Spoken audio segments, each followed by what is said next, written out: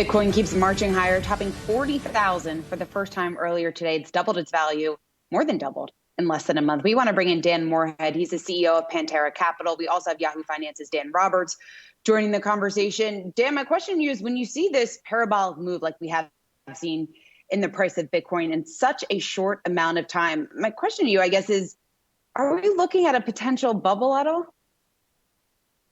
Well, Bitcoin's been growing at 210% compound annual growth rate for 10 years. And sometimes it goes down in bear markets, sometimes it surges up.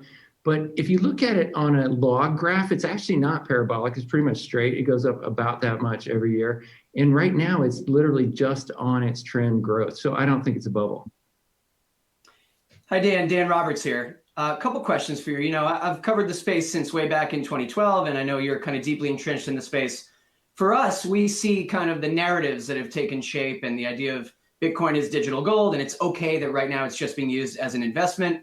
For regular people, when the price gets this high at the start of the year, you start to see that hype cycle again where, boy, I know that anecdotally, I'm getting more texts than ever before from relatives and friends who are not as entrenched in this space, and the curiosity starts up again. And you get kind of the same questions that you get every time there's a big price surge where people say, well, I just don't understand. You know, I've read about it. I've had my dad say to me, I've read up on it, and I still don't understand. Why would you buy it? What's the value? You know, it's not like a stock. There's no dividend. It's not a company that has revenue. And then you explain, well, the scarcity has an appeal, and you try to explain mining. I'm curious, as someone who runs a crypto investment firm, I mean, what do you tell newbies or people in your life who don't understand it with as much expertise as to why they would want to own cryptocurrency? Yeah, cryptocurrency is useful. It does many things. One of the things is storing money. And if you live in the developing world and your banks are potentially bankrupt, it's a great place to store your money. If your currency is devaluing, it is. It's great for sending money across borders. About 7% of all of the flow between the United States and Mexico is going over Bitcoin now. So, you know, it has real world use cases. And ultimately, it really comes down to just Econ 101. It's supply and demand. If there's 100 million people that use Bitcoin and think it's useful for any one of those use cases, and if there's only 21 million Bitcoins, the price of Bitcoin will go up. And just to follow up with that, Dan, you know, another thing that people try to say, well, I can't use it really to pay for things or use it as currency in most places. And of course, crypto diehards say, well, that doesn't matter. That's fine. It's an investment. I'm curious whether you think that PayPal coming in might change that. So much was made about PayPal planning to allow people not just to buy Bitcoin within its wallet, but also use it for payments if they want. Do you think that we'll start to see that happen? We will. And, you know, PayPal authorizing their 300 million users to instantly buy Bitcoin is a huge development.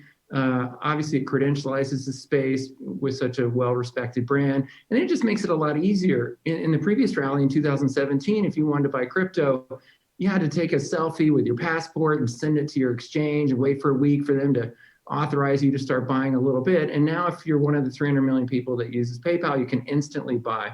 And within a few weeks of PayPal going live, their purchases are more than 100% of all the newly issued Bitcoin. So they're definitely a huge part of the rally.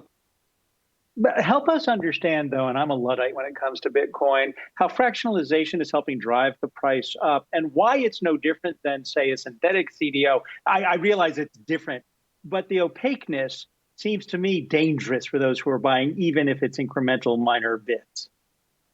Yeah, the funny thing is it's about the most transparent thing on earth. It's just an open source piece of software. Anyone can review the 50,000 lines of code. So it really is as transparent as possible. And everyone knows that there's no kind of extra money printing. You can never quantitatively ease Bitcoin. There's just 21 million Bitcoins. And so if you buy, a certain percentage of the outstanding Bitcoins, you will always own that percentage of Bitcoins. And I think that's why it's proved so popular in this era of literally unlimited money printing. The US government printed more debt in the month of June than they did in the first 200 years of our country's existence. Most people get it that if you're printing more pieces of paper money, it's going to take more pieces of paper money to buy things like gold or even the S&P 500 or Bitcoin. Dan Morehead, Pantera Capital CEO.